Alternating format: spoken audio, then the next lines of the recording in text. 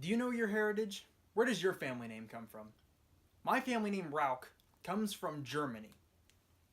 Germany is historically, culturally, and geographically a very unique country, but it is still where many of our current languages and cultures come from.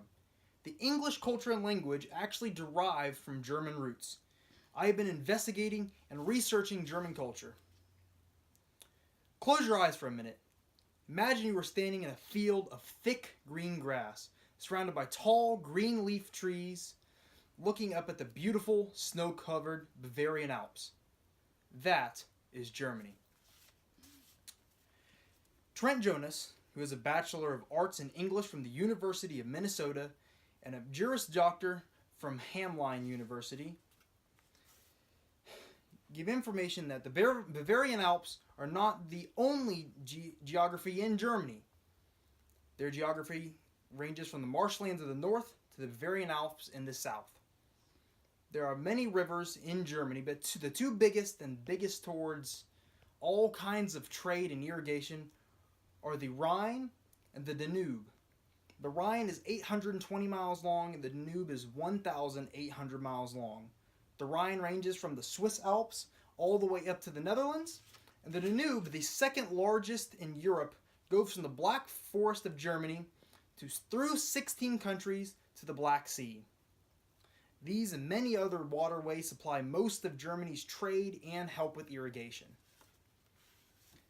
The mountainous region of Germany ranges all the way from about the middle of Germany all the way to the south in the Bavarian Alps, and the highest peak is 10,000 feet tall. Down in the Bavarian Alps, there are amazing skiing places to go, and it is really just a beautiful place. And the German north side, the north side of Germany, has a lot of crisscrossing of rivers, and it is known as the lowlands or the marshlands. That is where most of Germany's irrigation comes from. There are a lot of mudflats, marshes, and bogs in this area. This type of diverse geography and where German lands are located might have had something to do with their history. Philip Durkin from the Oxford English Dictionary says that the ancient Germans, the ancient Germans' language actually became English, Dutch, Danish, and modern German. Yes, I did say English. Our English language comes from the ancient Germanic roots. The ancient Germans did help with the fall of the Roman Empire. They did cause a lot of that. And then that German land, a long time later, becomes the Holy Roman Empire. The Holy Roman Empire helped shape religions of today. And after they help shape religion today, a long time passes and we get into the World War I, World War II, and Cold War area.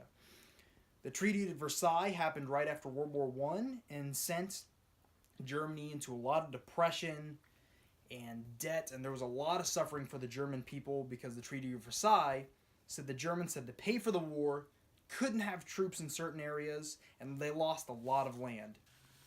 And once all that happened, the German people began following someone named Adolf Hitler. Adolf Hitler and the Nazi regime invaded a lot of countries and ultimately caused the Holocaust. Like I said, this led to a lot of suffering for the German people, and after the war, the east side of Germany was occupied by the USSR, and the west side of Germany was occupied by the United States, Britain, and other countries. And this occupation doesn't end until after the Cold War, when Ronald Reagan said, "Bring down this wall." A lot of people probably know that. German history has had its ups and downs, but they are actually in a pretty good place right now. Through it all, German culture has survived. German culture is very familiar to English, but it is different. Now, the biggest thing for German culture, a huge part of German culture, is beer. They drink a lot of beer. You can buy and drink beer at the age of 16, and you can't even have your license until 18.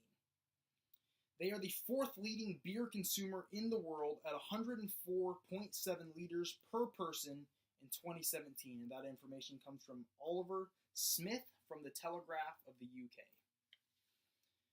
The most popular religion in Germany is Christianity, and 30% of the Christians in Germany are Catholic. and 4.4% of the people are Muslim, and about 30%, 30 to 36% are unaffiliated or some other type of religion. Kim Zimmerman, with a bachelor's degree of communication from Glassboro State College, gave me all this information, as well as holiday and celebrations. Most Germans celebrate Christian holidays, as well as the only national holiday that is the German Unification Day on October 3rd. And this is when the east and west sides of Germany got reunited together after the Cold War. Other popular German celebrations, and probably the most popular, is Oktoberfest. It lasts from 16 to 18 days and is just a big beer bash for fun. Like I said, beer is a huge part of German culture. 3 important German things: geography, history, and culture. I really suggest all of you consider looking into your family backgrounds and find where your heritage comes from. German is a big part of my heritage, and I'm glad to have shared it with you. Thank you.